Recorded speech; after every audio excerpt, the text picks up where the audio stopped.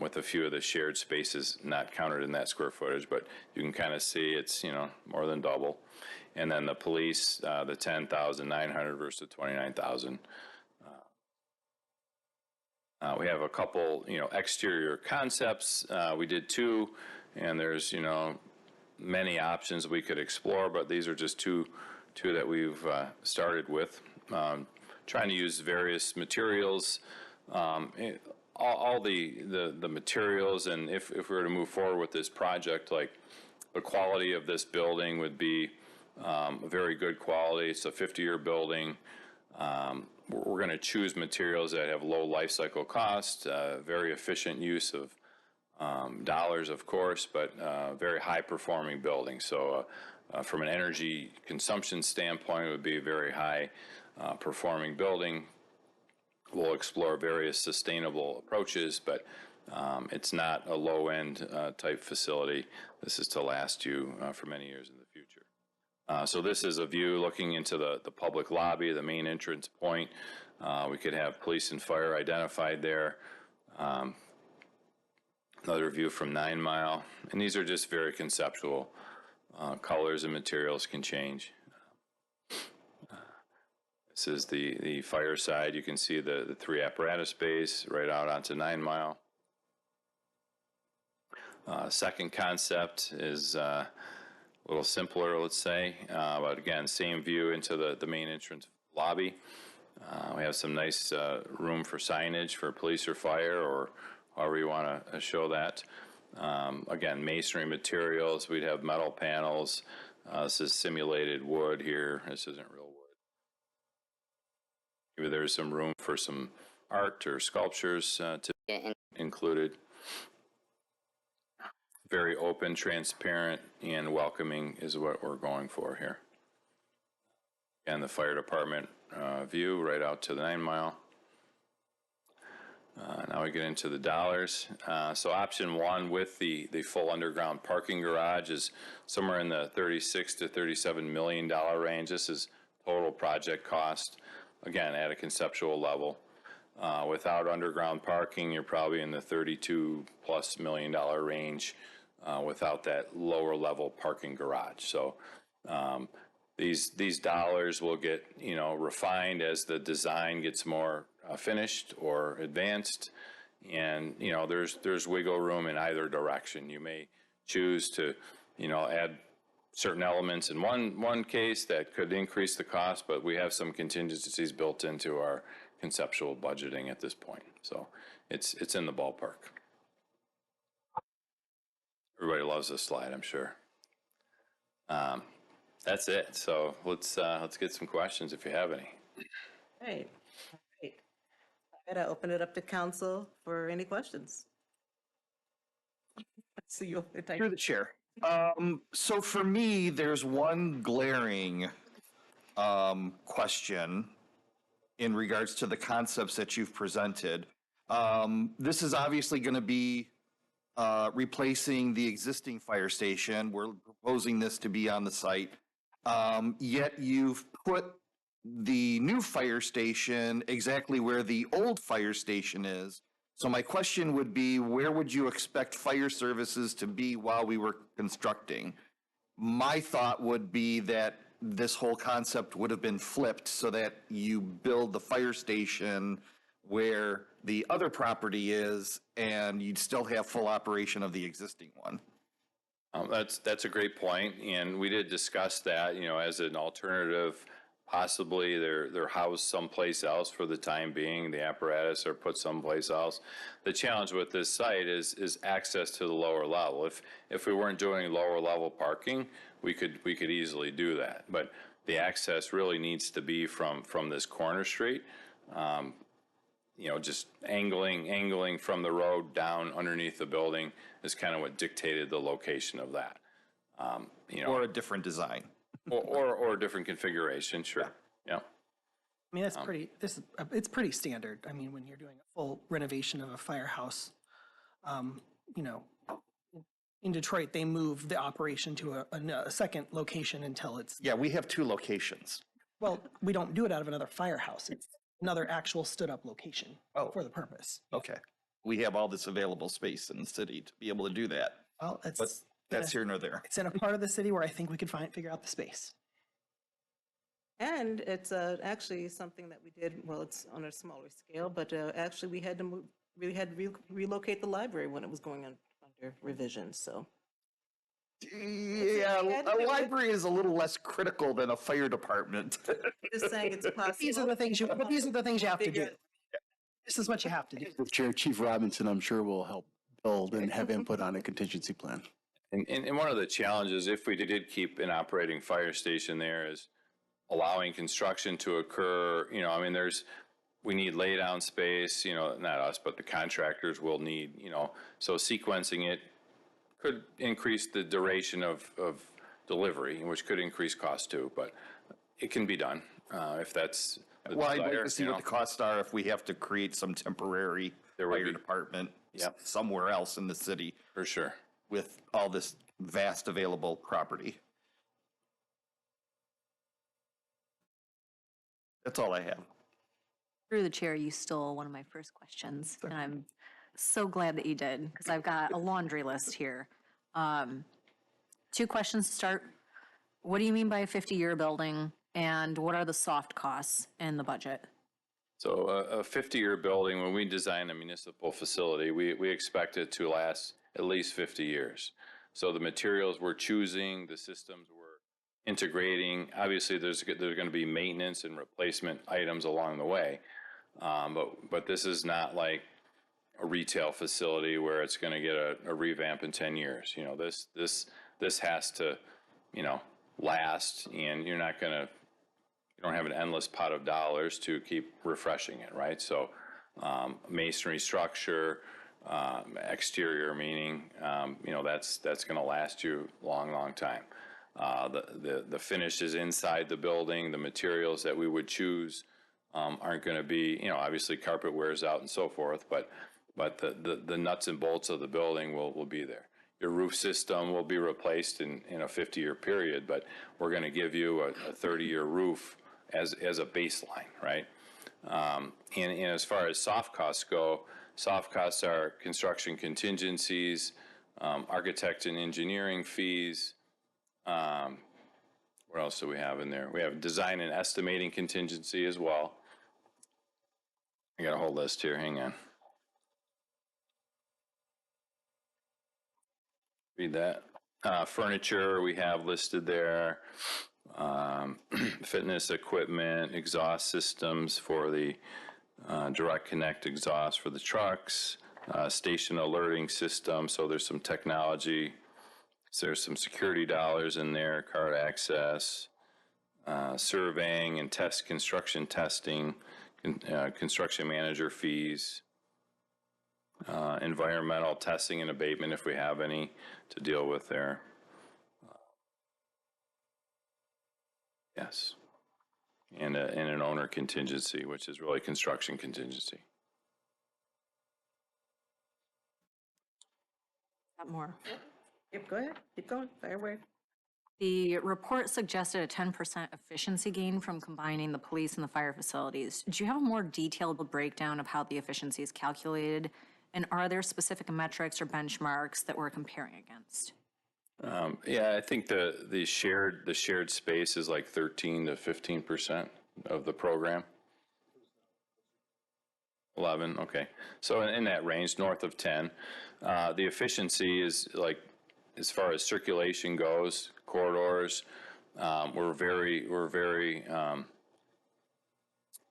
let's say skinny as far as the corridors aren't overly wide. Okay, it's a tight site, so we only have so much space to work with.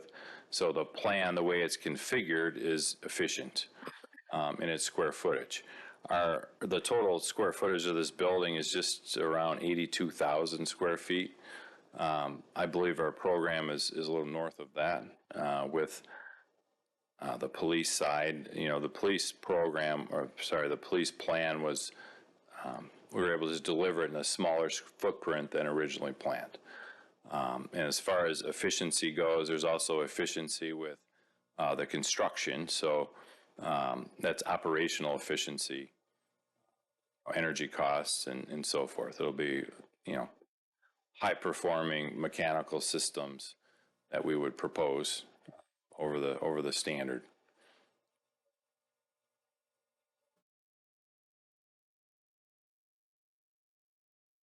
Basis that both police and fire would have. Both police and fire would need a workout Can facility. you go to the microphone so that people at home can hear? Some of the efficiencies also are for each of the spaces that each place will need. Each department will need a large training room or will need a large space to gather before the various Ferndale festivals for the police to all to get together and to come up with a game plan. So each department will need a large gathering space. Each department will also need a fitness space as well. Each department will. You can maximize a large conference room as well. And so by accommodating those square footages, you don't have to spend those two square footages twice in each building. You only have to spend it once. And so for some of the mechanical spaces too, you don't need to build two separate, you wouldn't need two separate boilers, for example. One boiler could service the entire space possibly. So that's where some of the efficiencies come into play. Fabulous, and I appreciate that answer. Is there any possibility, as long as it doesn't cost us more money, that you could actually give like a detailed breakdown of like the operational efficiency portion of it and the energy efficiency portion of it and how you got to the 10%? For sure. Obviously not right now, but. Yep. Yep. I've got a ton. If anyone wants to jump in before I just let her roll with it? Well, I would just note that we're not building this next month, and this may not in fact be the plan that we This is use. concept, yeah. This is conceptual, so like, before we get super, super deep down a rabbit hole, I would note that this is extremely highly conceptual. I mean, but, do your thing, chicken wing. Well, through the chair. One thing that I would like to see, and I know that the police and fire chiefs were involved in a lot of these conversations about what they needed, but I'd also like to know between what I like to call the Santa Claus list and the this is what we need to have list. Because I'm going to make a strong assumption that there's a lot of Santa Claus stuff in here. And I'd like to know what is absolutely necessary and what is more of a want than a need.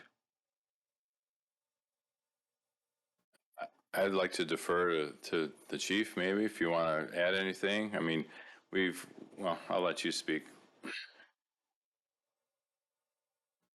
Chief Robinson, if you want to come up and offer input as well, please. Speaking on behalf of the police department, we understand that our resources are limited, and we understand that we may have to amend the concept down the road.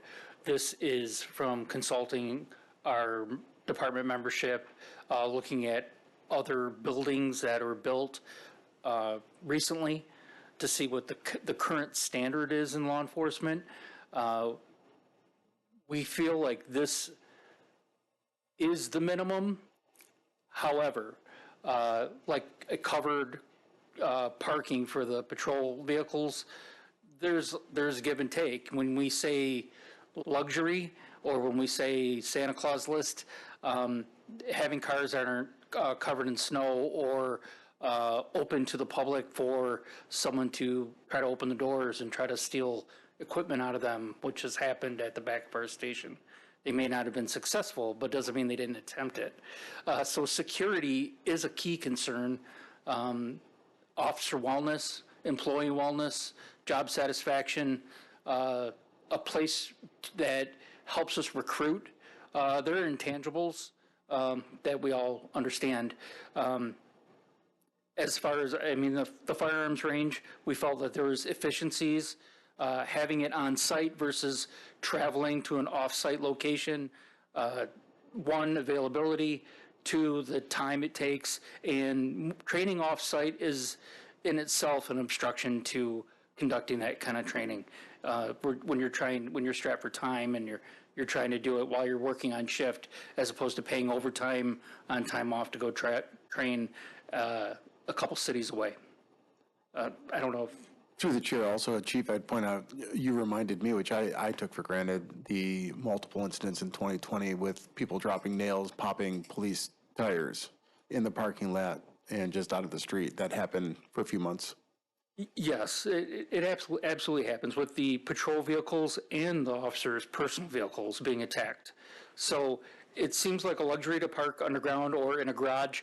However, it seems to be more normal or more mainstream in 2024 than it was definitely in 1963 when the building was built.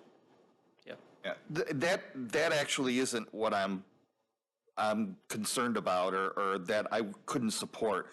I just know that, and I know that you're very, very stressed for room at the current location. It just seems like there's a lot of individual office rooms, and I think to myself, you don't have that many detectives, you don't have that many lieutenants, and I'm thinking to myself, is every officer getting their own office? Because it seems like there's a lot of office rooms for the police department. The detectives are the only people getting individual offices, and it was a nominal cost as opposed to having an open area where there's no privacy. yeah. So there's efficiencies, there's privacy, there's, like we said, when we talk to the detectives, they're like, what do you want? We want to be able to have a phone conversation or use the computer without the guy, 2 feet away in the next cubicle having the same conversation and, the sound carrying across and making it kind of inefficient and kind of a pain in the neck. So we talked to the officers or the detectives, and if they said, Chief, if it's all the same, a private space with just a couple partitions and a door seem reasonable, and a light lift. I mean, it seems like a lot of offices, but I think in the end, it's a nominal increase on the project as a whole. Yeah, well, see, I can count 10 individual offices, and then I believe there's maybe 4 or 5 larger offices. I'm assuming, one is going to be you, for Chief, understand that. You're going to need meeting space within your office, the captain, all of that. It just seems, again, like there's a lot of individual office spaces. And on the flip side, I look at the fire department and there's 6 beds. And I think, where are the rest of the people going to sleep? Because don't you need more than 6 beds for the fire department? So 6 for this station, so 6 beds, those could be all potentially used at a time. Can you go back to the lower, because this is the upstairs. So when you talk about the Santa Claus list, I want to point out on the fire side, we're trying to, fit into a space. At the lower part there, you see, it looks like almost a little curve there of boxes. Those are the recliners. So we have a 3-in-1 room in the bottom right corner there. That's our kitchen, our dining room, and our day room all in one. So again, really trying to, I'm a taxpayer in the city too. I care about where the money's going. But that is, so we said, okay, so that's and you compare it to other stuff, it's a pretty small space that's serving 3 purposes for people that are living in this building. This is their home. And then you have the 6 small individual dorm rooms, which are just small rooms, but they'll just be sleeping in there. And then at the top, next to the room where you see, it looks like circles along a desk, that's a area that they have to write reports that they don't have right now. Next to that is where my officer would be living while he's in the station. That's his little dorm that says office, his dorm, and his bathroom, all in those 3 little black boxes right there. Mm-hmm. So I think on the fire side, we're definitely not hogging space, because we're living in there, and those are pretty small spaces to be living in. So this is the fire station. That's the entire living quarters for the firefighters that are there 24 hours a day.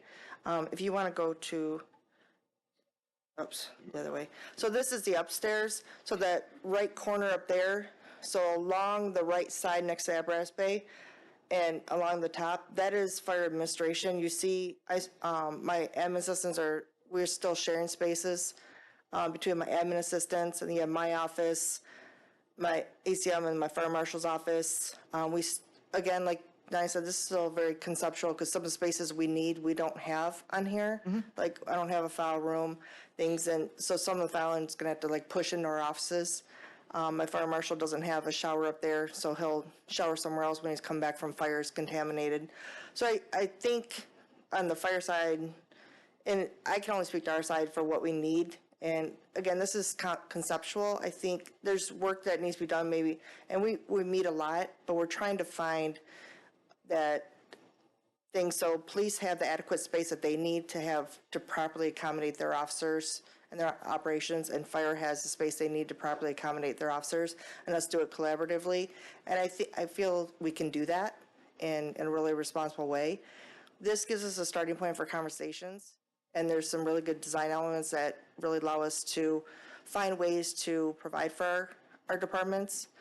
But, you know, we're still working and having conversations to try to get it all done. Yeah. I also think that there's opportunities for some of these, again, it's based on design layout, how things are laid out. I think some of these smaller meeting rooms probably could be shared as well. The ones where, you know, 3-4 people meet probably can be shared across. Not leadership. I'm not talking about leadership. I know that they need to have their own offices. That's not what I'm talking about. I just see there's a lot of opportunities. The other thing that I noticed too was, and I was really shocked, is the decontamination area. I know it needs to be separate, obviously. You can't have it mixed in with the living quarters, but I was actually surprised to see that it was on the other side of the equipment, the fire trucks, that once you're decontaminated, you're now walking through the entire fire station to get back to your living quarters. I would have thought that it would have been flipped on the other side.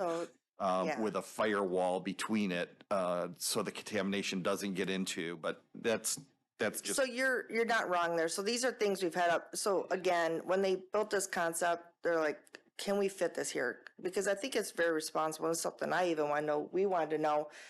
We have this idea. We want to provide for our departments Absolutely. in adequate ways. We want to improve safety and wellness for our officers and be able to provide great services to our community. And collaboratively, and Chief Admin and I work well together, and I appreciate that. And so they really look, can we fit this? And things like the training tower, that's an asset for the police department also, even though it's on the fire side. But we did talk about the decon, and then it comes with the education piece. They're architects, they know their job, they do their job very well, but that's where I have a responsibility to inform things. Yeah, and I talked about the decon. If somebody comes back gross decon, we really want to keep that away from living spaces. Having it on their, something on their side could matter. However, the one issue I brought up is, okay, if they decon there, we're streaking across the apparatus bay because all of our clothes and everything are in the lockers outside our dorms. So I don't think we want our firefighters running naked across the apparatus bay. So that is a design thing we're talking about, and how do we? No, we don't. How do we design this properly? And again, this is really, it's like a jigsaw or Jenga where you could rearrange the pieces on a lot of configurations. And you know, it's like we need each of these spaces, you know what Chief Emmy talks about, he knows for their records room and their evidence room and the different space they need, how much they need to think about what the inadequacies they have now and think about potential growth. Because we'd be doing this community disservice if we're not anticipating, if we're looking at just right now, not anticipating what this community is going to need, our departments are going to need in 5 and 10 years and stuff from now. So we have to do that to our community so we're spending the money right. But we're going to have to move these jigsaw pieces a little bit so things are in places where they're going to function properly and make sense.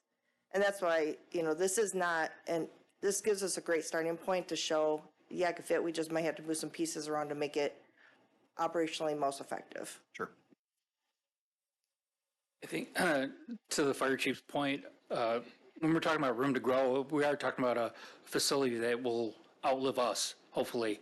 And when we're thinking about generations in the future, we do want to be careful not to box ourselves in and build it exactly for what we need right now, not knowing what we're going to need in 10, 20, 30 years. Sure. So we're responsible with the taxpayers' money.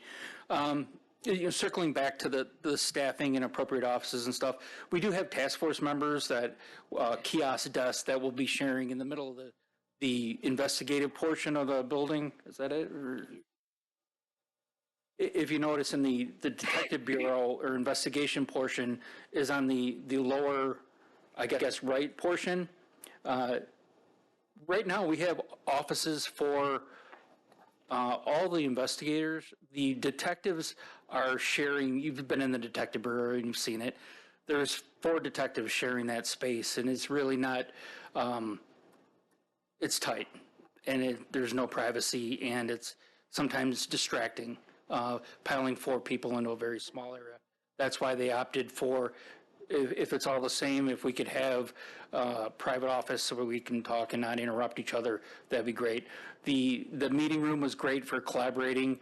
I know we all remember when high-profile incidents happen, you need space that can be converted to meeting rooms to house victims' families, interjurisdictional teams that can have somewhere to meet and collaborate. So that our focus was about giving them that flexibility in the space, in which I think I felt like Partners in Architecture did a fantastic job. When we give them the program and we tell them this is what we're looking for, I thought they did a really nice job doing a lot with a little footprint. So my compliments to them. Thanks, Chief. Both chiefs. I had a quick question. On the square footage, you said 1,000 square foot per police officer. What is it per, for the firefighters? Is it? I thought I might get asked that. I don't have a standard for that. That's really, I don't have one, but maybe there is one. That's really a formula based on number of firefighters, equipment that we're going to have at the facility. You know, some stations are 2 bays, this one's 3 bays. You know, what are we trying to house there? So that's kind of how that's dictated. It's not really based on number of firefighters. Some of the space is like a dorm, you know, an individual dorm room, but. And is it common in the newer facilities for the sleeping quarters to be mixed in with the living quarters and not have a separate area for them to sleep and eat? Well, they are separated. This is the sleeping area, and the living space is really down here. Okay. You know, there's a door here. You know, we need them to have easy access to the apparatus bay, right? So they can go up this way or down this way, as well as from the day room, they have access as well. So, but they are separate. And there's shared dorm rooms, you know, one individual at a time, but there's lockers out in the hall here that they can keep their personal belongings in. But each it's just a sleeping space, right? And there's restrooms with showers. There's 3 of them here. Through the chair, this is a question for Chief Robinson. So it looks like we're losing the fire training tower. How does that affect things? So the tower is on the bottom right corner, that little square off the end of the building there, right above the legend. I believe that's where they added the tower, so. Yeah, so right there. So that would be the train tower, and again, that would be a shared resource for police and fire. So right now, we have our train tower, and law enforcement doesn't come over and use it, but it's kind of limited in its ability. If we design this correctly, they can practice a lot of things, breaching, and some capabilities they don't have currently in town. So while it's colored red, it truly is, or should be for both of us. And when I was in Lansing, our train tower, we would partner, and we did so much training for and with our police department and for each other, and they would come out, but their jail was on the 3rd floor, so we'd bring them out to our train tower, and they practice moving prisoners from 3rd floor on SCBAs, because they're all trained to wear SCBAs, down through with them and shackled and everything else. So it's like, we did a lot of those things, and now our jail's down on the 3rd floor. But my point is, there's a lot of opportunities for us to train together and practice some of the things we have to do together, and just for them to have capabilities to do some training evolutions if they want to. So, but that's where it's at. So it's on the exterior of the building in the back corner. So it would be training that's not actually fire-related since it's attached to the building. There would be no live fire. There we go. It's not a burn room, and we'll use simulated training smoke, so we can simulate the smoke, and there's different fluids you can get to make it, depending on how dense and everything you want it, but it's training safe smoke. But there would be no live fire, it would be all simulated. Awesome. I had one last question about stormwater and flood prevention. The east side is notoriously prone to flooding issues due to the soil composition over there. If we went with the basement area and the underground parking areas, what kinds of specific measures would be put in place to prevent flooding in those facilities? Well, a basement, if it's properly designed, will have a waterproofing system around it, right? So we don't get groundwater penetrating into the lower level.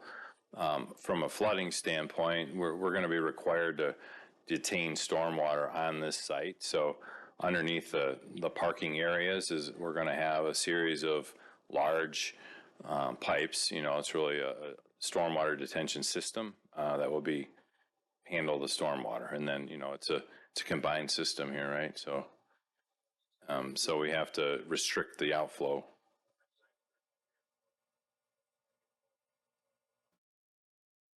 Okay. So that's currently covered in the projected budget, this underground storm. Yeah.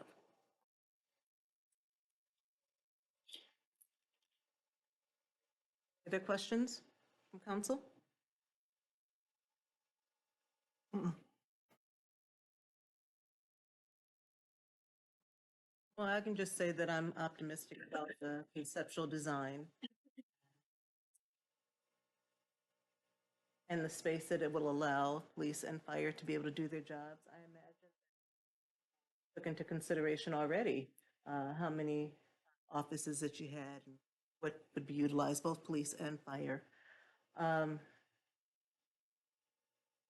I've been on the tour of both places, and I know that this amount of office space is probably not even going to be enough there as in terms of growth. So I'm interested to see further conversations about this design, how it develops, and add input if we could. Yes. There was, I apologize, I forgot, there was a comment made by a citizen that approached us in the community, and there's some miscommunication, so I definitely want to make sure everybody understands. This is not saying that the fire station, Livernois is going away. Some people thought that this meant that we were just going out to one fire station on that side of town, and then we would lose the fire protection on there, and that's not accurate. It is essentially flipping the two fire stations. So this is housing essentially what's at Fire Station 1, our headquarters right now. And the current Station 1 will be accommodating what's currently at Fire Station 2. So they're kind of changing places. So when you're comparing like size and what it's housing and what all's in there, you think about this will become like the new headquarters, like what's at Station 1 or on Livernois right now. What's on Livernois will become, well, what's at Station 2. So they're kind of switching. And if that helps, but both are still planning on being there to provide the proper coverage to our community.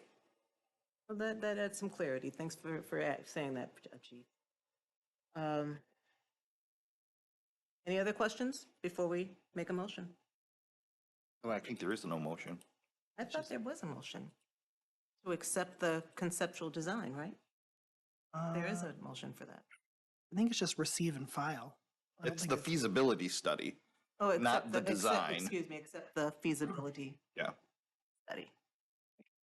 So we need that motion. I move we receive the Public Safety Headquarters Feasibility Study Report by Partners in Architecture, PLC, as submitted by the city manager. Support. Johnson, Yes. Mikulski. Yes. Ellie, Yes. Polika, Yes. Weeks May. Yes. Thank you, Chiefs. You.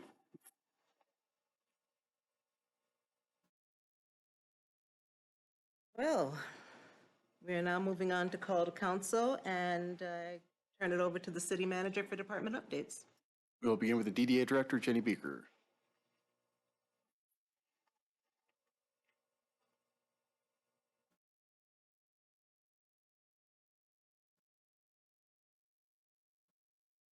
Good evening, Mayor and Council. Two quick announcements themed in October this week. This Friday, we will have an outdoor movie night at the green space next to the Dot, the corner of Allen and Troy Street. We're going to be showing Cruella, which is PG-13, but a fabulous movie, very, very fun backstory if you think you know a villain. So that will start around 6:30 p.m. We're asking people to get set up, and then we're going to start the actual film around 6:45. It's about 2 hours and 15 minutes, so enough time for folks to get settled in. Should be clear skies on Friday night. A little bit chilly, but it is fall. We'll have nice seating set up, but encourage folks to bring their own seats, bring your own, takeouts from downtown, and enjoy a patio zone beverage if you partake. Also, on Saturday, October 26th, we will have downtown trick-or-treating. So similar to last year and years before, we'll be working with the businesses to have trick-or-treating, candy, even some canine treats probably for all members of the family to come. So that will be from 3 to 5 on Saturday, October 26th. Thank you. Thank you. On behalf of Parks and Rec, who's unable to attend tonight, they wanted to announce that Wilson Park ribbon cutting that was rained out on Sunday will be moved to October 27th between 1 and 3 p.m. at Wilson Park. Chief Robinson.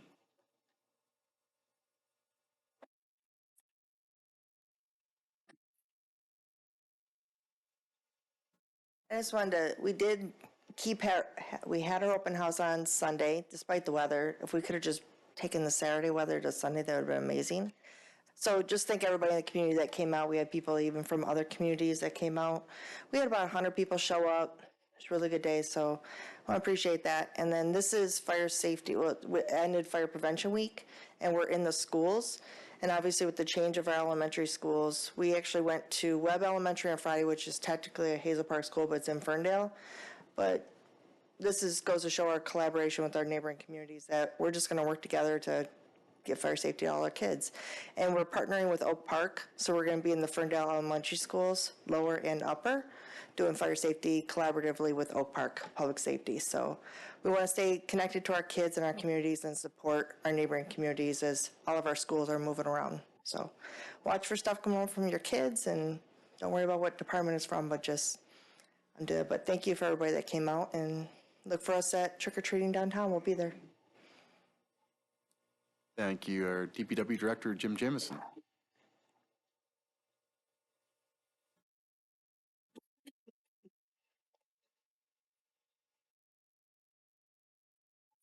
Big announcement for us is that curbside leaf pickup begins 10/21. We're going to start with the entire city.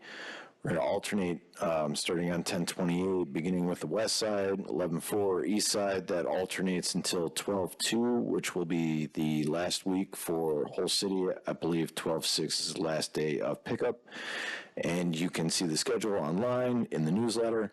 We'll put it out again on social media, and you can visit bit.ly/Ferndale Leaf Pickup to see the map. Thank you. Thank you, Jim. And then on behalf of the Finance Director, our BSNA online payment system is down. Our internet provider, Everstream, to City Hall, did some network adjustments that have changed how they interface with us. So our IT will have to coordinate with them to restore the connection in the morning. And that's all, Mayor. Back to you. All right. I'm moving to council. Councilmember Polika, starting on your end. The only thing I have is I want to wish everybody a happy Indigenous Peoples Day. Back in 2016, council at the time supported the resolution to acknowledge that the second Monday of every October would be recognized as Indigenous Peoples Day. Councilmember.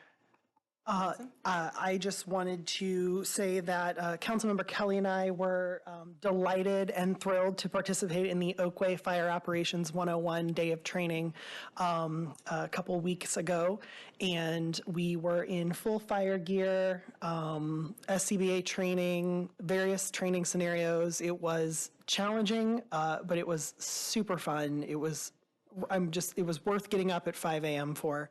And I don't say that about much in life. So it was fantastic. So I want to thank, Chief Robinson and our shepherds through the process. Several of our firefighters also volunteered on their day off to accompany us and be partnered with each of us, Councilmember Kelly and I, as well as Supervisor Donna Squalls from Royal Oak Township, the township supervisor. And so 3 of our firefighters volunteered on their day off to make sure we didn't die, basically. we are soft people who are not used to this sort of work, and it was just fantastic. So thank you again, and please pass our thanks to the firefighters. Mayor Pro Tem Mikulski? I just had a question tonight, and the question is actually to our DPW supervisor. I have noticed a number of signs around the neighborhood, including on my own street, about road paving. And they've been there for a couple of weeks, and we received some questions from residents about that, and I was hoping you could speak to that. That's a good reminder. We should have brought that in. We for our crack sealing program, that is what those signs are for. We're working with the crack sealing contractor to make sure that they put them up a little more timely, a couple days in front of instead of a week in front of, and then leaving up for a few days after the work has been completed. So we're kind of working on that. They began on the west side of the city boundary. They worked their way. They're on the east side finishing up. There is not much left. And again, we're trying to work with them on getting the signs up and down a little more according to the plan. Great, thank you. Thank you. Very tactfully put, Jim. And I just want to echo what Councilmember Johnson said. It was an honor to be invited, so thank you, Chief Robinson. I learned a ton.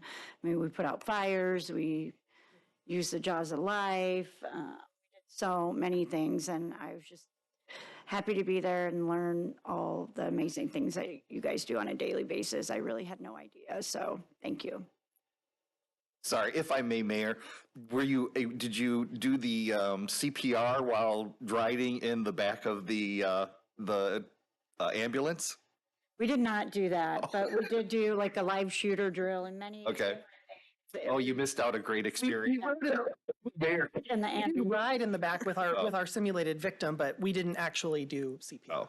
That shouldn't be part of it now anyway, because you and I advocated for the Lucas. You had to experience driving 50 miles an hour, making all these turns trying to do CPR.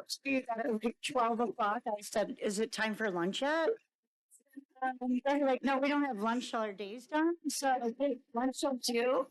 I will note that Councilmember Kelly, I believe, asked me every 15 minutes on the quarter hour, when is lunch again? It's like, I don't know, have a snack. My life, you know, we just get to have lunch, so they had a lot of snacks and a lot of breaks, but we worked really hard and I had to go home and take a nap, so. Oh, yes, a very long nap. It's an eye-opening experience. All right. So I have a couple of comments to make here. Together here. First, we got to hear about, when it's still up there, the conceptual design regarding police and fire. And the reason why I'm pointing that out is because just in over 20 days, Ferndale will have a vote called the Headley Amendment, and the Charter Amendment will be on the ballot to actually support pilots that we see right here. I just want to take this opportunity to thank everyone who's been involved trying to get the word out. I had the pleasure of walking with firefighter Andy Staub. We went door to door, and he was in his uniform with his young one, and it was eye-opening to see how residents reacted when they see someone right there who's going to be affected by this at their door, asking for their support. So it was great to walk with him, and I hope to be able to walk with anyone else. I'm really happy to announce that with the Headley Amendment and Charter Amendment, Headley Renewal and Charter Amendment, that we have endorsements from our police. We have endorsements from our fire. We have endorsements from ASME. So I'm just honored to have that. Thank you. I want you to know we're out there walking for you and for this community. So thank you for supporting us in ways in which you can. I want to thank council because all of us have either participated in community forums, or we've participated, or we've attended community forums where we've answered questions, or we've hosted them ourselves, and we've all been out canvassing. So this is big business, it's serious, and we're asking for the community support in just over 20 days. I also want to announce that regarding the Headley, we've heard some examples of the forward thinking and initiatives that our police, fire are taking in order to, one, be cognizant of taxpayers' dollars and to bring services that benefit this community. We just had information regarding the co-responder program, which is going to be a great asset to this community and to our police, fire, to our police. And I don't know if fire is involved in that at all, but I know you have your own sort of corresponding team as well. But and also I want to thank, the fire department. I mean, leave it to the chief to find out ways to navigate how to save money. We have a new fire engine that is more functional, but less space, will provide less space. And we were able to repurpose the larger fire engine to a community that needs it. So these are just some examples as to why we're out there canvassing in support of our police and fire. And also, if I want to add in there, also DPW Parks and Rec. They have been grant writing machines to really make a way for us to add more amenities to our parks so that the community can enjoy them. They've secured over $2.1 million in grants. That's a lot of money. And I think that I would be remiss to not give them a shout out for what they're doing and their part in this. So with that being said, that is why we have, as a council, have been out there walking and talking to residents, because this is important. Ferndale's to be able to expand police and fire services, to be able to maintain those services, to be able to have a recreational facility that this community can enjoy and it be our own, is in the hands of the residents. So as mayor, I'm saying that I hope you join me out there, and when you go to the polls on election day or before, I hope that you say yes to Ferndale and vote in support of our services and our police and fire and our DPW and Parks and Rec. That's one announcement. Second announcement. Ferndale High School is having their dinner and a show. So if you've not had the chance to see the new show for the marching band, this is a free opportunity for you to do that.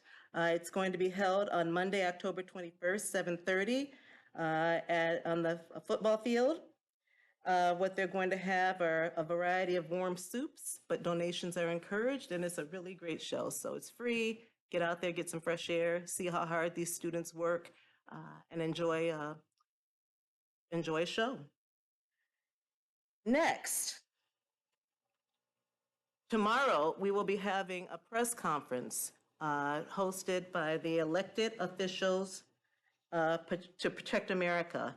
The Elected Officials to Protect America is an organization that will allow cities to highlight how they support clean energy plans, and how we will be able to highlight how we support clean energy plans here in Ferndale. We will have a variety of speakers that includes Christian Brock of the Elected Officials to Protect America. He is a CEO and an Air Force veteran. We will have our 11th District Congresswoman Haley Stevens. We will have our former Mayor Melanie Piana as a speaker. We will have our Ferndale Environmental and Sustainability Commissioner Quinn Ziegler as a speaker, and we will also have the city manager, Joe Gaccio, and myself as speakers. So this will be held outside City Hall tomorrow at 10 o'clock, weather permitting, and I hope you all can join because it's a big deal, and I will get to showcase what we're doing in Ferndale. And who knows, typically these things can maybe even bring in funding for our environmental initiatives in the future. Let's see, do I have anything else? I do not. I do not. So with that being said, this meeting is adjourned at 9:01 p.m. Thank you. Oh.